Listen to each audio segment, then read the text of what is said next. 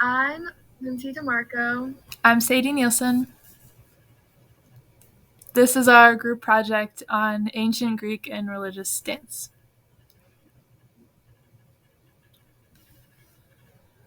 Here is a brief history of ancient Greek arts and religion and society at the time. The rituals that dance was pretty prevalent in were honoring gods. They're polytheistic society, so they believed in multiple gods. And the Greek rituals were usually connected to the oracles of Delphi and Dodona. Those are like their major religious centers of the time. They kind of set up the moral rules and also like actual like laws, like religious laws that were in place at the time. Um, this is a quote from one of my sources. The practice of rituals was an important part of the festivals where dancing and music were also central activities. So basically, religion was the main point, and then people would go to these festivals, and while they were there, they would dance and kind of honor their deities. Terpsichore, the muse of dance, was a source of inspiration for movement. There were all the different muses. I don't know if you've seen Hercules. That's basically those ladies. So Terpsichore is the one for dance. Dance and theater are often combined to depict scenes with the gods, and these dances were often ceremonial and even eventually competitive.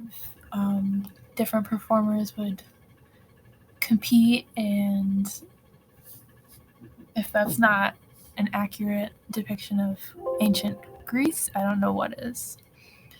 Usually, this dancing was for a spiritual connection, so you will see that it's not really about the shape that they're making, but rather the sensation of feeling close to their deities or reenacting stories that they had learned. And also, I'd like to talk about Plato as an important mind of the time. He had his own opinions on what dance should look like and what role the arts should play in society, and he really valued the beauty of dance, and so he favored calmer movements and more control versus the frenetic bacchanalian dance that we see later on.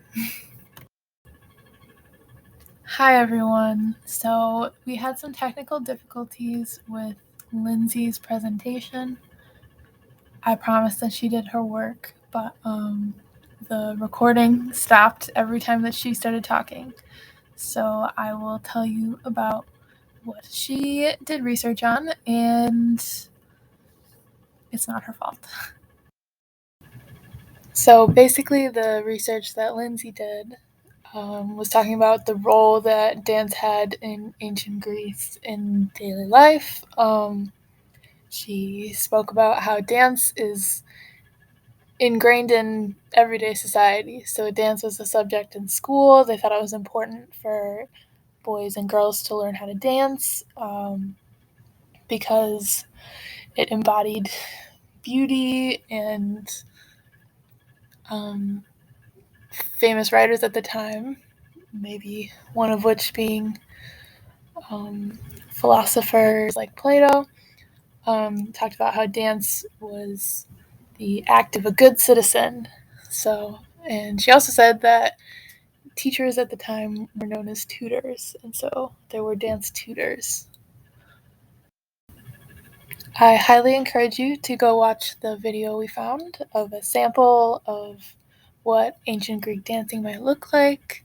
This is probably a more traditional version of this culture's dance, but you will get a gist of the kind of movements that dancers would do at the time. Sienna's slides focused on the different kinds of dance, mainly the Apollonian dance and Dionysian, also known as Bacchanalian. This was basically the difference between, paying respect to the gods and thanking Dionysus in particular for the gift of wine and drunkenness. So those are two very different dance forms. Generally, Apollonian was more controlled, where Bacchanalian or Dionysian was very frenetic and all over the place, the way that you would expect a drunken dance to go. In this visual sample, you can see how some of these dance moves kind of looked. It was a lot of walking and skipping and swaying, very natural movement. And they liked to obviously kind of look up. You could see that in the video as well. It's a religious dance, so a lot of it is just honoring deities versus trying to make a certain pose. Yeah.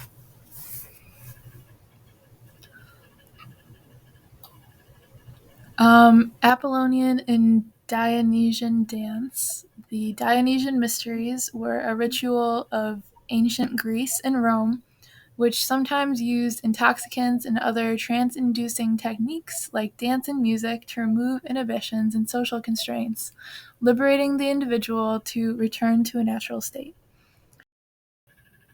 Apollonian involves stillness and thinking, Dionysian involves movement, dancing, individual and collective trance and ecstasy.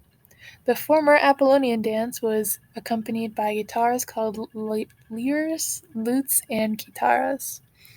It was a ceremonial dance incorporating slower cult dances. The Dionysian, or Bacchanalian dance, associated with the cult of Dionysus, is about passion, panic, and desire. I wanted to take just a second and share some connections that this dance has to today.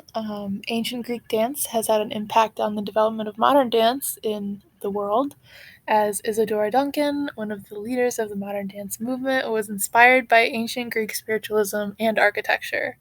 So, if you are looking back to